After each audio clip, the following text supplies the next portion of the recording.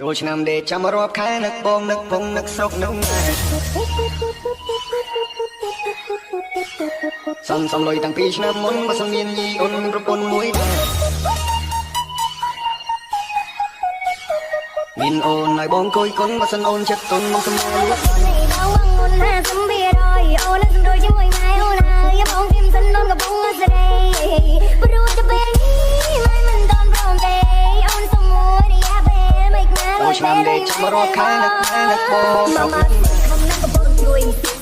ម៉ែកំពុងដេករួយនេះក៏មិនចាប់អូនកំពុងដាក់នុយពេលម៉ែភ័យម៉ែលេងចិត្តរឿងលួយលើកអាមកសេនឲ្យចេះទុកដាក់ក្នុងពេលសេវវិញម៉ូតមុនជាណៃគិតឲ្យឆ្ងាយប្រយ័ត្នលបូតចូលឆ្នាំដេកចាំរាប់ខែបងអើយបងមិនច្បាស់